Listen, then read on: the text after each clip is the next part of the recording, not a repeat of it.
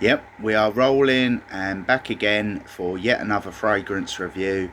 I kind of flip-flop between doing sample reviews, where I try and knock out as many as I can, and obviously do a review of the dry down, the initial smell and so on. But again, when I do a bottled review like I'm doing or going to be doing two of them and upload them back to back, they're fragrances that I've had either for several weeks, or in the case of both of these, actually several months.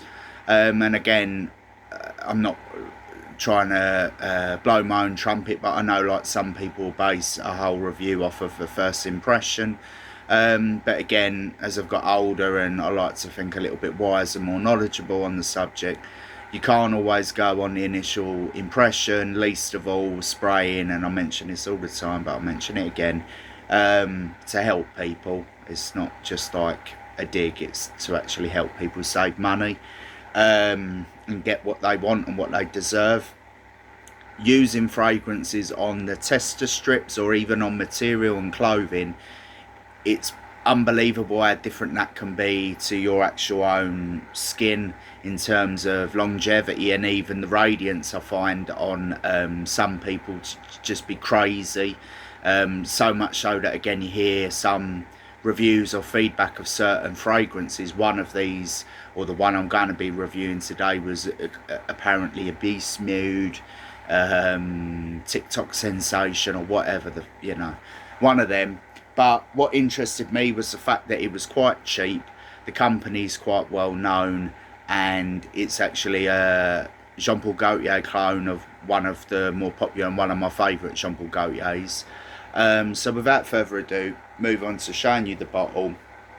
The company's name is RAYHAAN, and this is lion, kind of a, don't just want to say a cool design, but it's like a motif, and yeah, it's quite nice. It's different. Again, you know, a lot of the clone fragrances tend to be tacky in some way. I'm not going to say this is amazing, but it's a bit different, and even the writing, it's embossed on the bottle.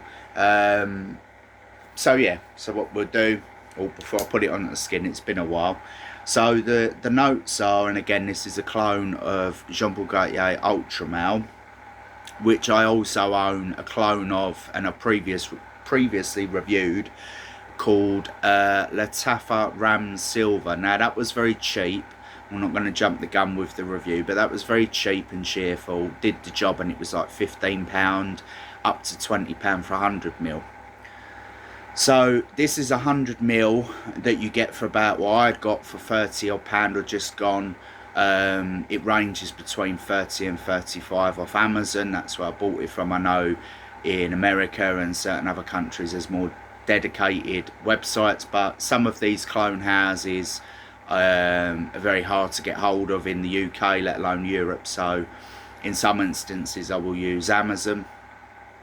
So the notes are, the top is made up of lavender, pear, mint and bergamot. When they're all combined in the Ultramale kind of DNA clone, the Jean Paul Gaultier backbone, I get grape. I know it's pear, but I get like a grapeness off the top. The middle is cinnamon, clary, sage and cumin, which are kind of spices, which is strange to me because I don't really consider this a spicy fragrance, but that's how the notes are written. And the base is made up of vanilla, amber, cedar and patchouli. Again, that kind of the DNA of the Jean Paul Gaultier as the fresh cleanness off the top. Then the dry down's more either woodies, ambers, but they always pretty much have vanilla as a main note in the background. So 3 sprays on. It's a good sprayer as well, like pressurized. I'm not gonna be doing reviews just on packaging and so on, but they're worth mentioning. And again, that pressurized sprayer is nice because you can control exactly how much you want. So off the top, it's very effervescent, very fresh, clean, bubblegummy, sweet. Again, the DNA of the Ultramale, which I find very nice. I'm not going to say it's overly sweet, slightly synthetic. Even the original to me comes across as that way. But again, it has that kind of dark, going out vibe about it. I even believe when Ultramale come out, I've mentioned this in the Ramz Lataffa video, but I'll mention it again. When the Ultramale first come out, I just assumed it was like a Jean-Paul Gaultier Le Male limited edition, because I had ones with Popeye stickers on, ones with sailors, Spider-Man, even Superman. They were all pretty much just brought out different times of the year, be it summer or winter, but they were just slightly different versions or the same version with different packaging. And I always thought Ultramale, I know like you'd think it's different, but the colouring and the colour scheme and the bottle is the same design. It's just slightly bluer on the torso design, and so I always avoided it when I was younger. But I know that in my early 20s, I would have really enjoyed this, because again, it's a clubbing, going out kind of vibe that you get. I'm not just repeating or regurgitating information. This is my opinion, this is how it comes across to me and a lot of other people. So yeah, very easy wear. I wouldn't just say it's summer or winter, it can be worn all year round. If I was to give it overall marks, it's pretty much what I give Ramz Lataffa, a 7 out of 10. Even Ultramale, it would like the original 7.5, because it's a bit more effervescent, a little bit longer lasting. But in terms of performance longevity, it's a weird one with this, because again, it's very similar to Ultramale in the fact of like the first hour or two you get that big push, or at least I note the push off of this. And Ramz Lataffa, in all honesty, Ramz Lataffa and this smell identical to Ultramale, like 90% the original. I would just say, if in terms of what you would go for, this is double the price sometimes, or on occasion double the price of the Ramz Lataffa. Go for whatever's cheaper, in my opinion. I don't really notice much of a difference, even in longevity. It's like a 4 to 6 hour. After the second hour, it fades to a skin scent. The weird thing is that this is meant to be an EDP, much like the Ramz Lataffa. I'm not going to just keep bringing it up, but they're so identical, I might as well, to draw a comparison. I treat them like an EDT. This is something that you would, if you were going out, you would possibly want to reapply, which you can do with the vaporizers or whatever you call the little, the little tester shots that you can put this fragrance into. But yeah, very nice, very wearable, nothing special, hence it doesn't get an 8 or 9.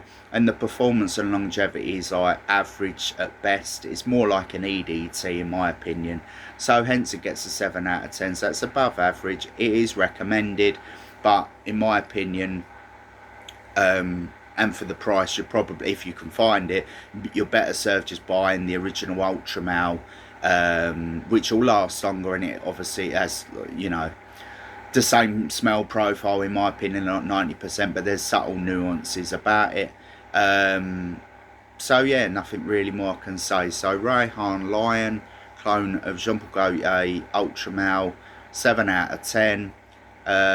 It's above average, and I would still recommend it, but you can, if you want to save money, go buy Lataffa route, which is £15–20 for the same size, same smell profile, same longevity, same performance, pretty much identical.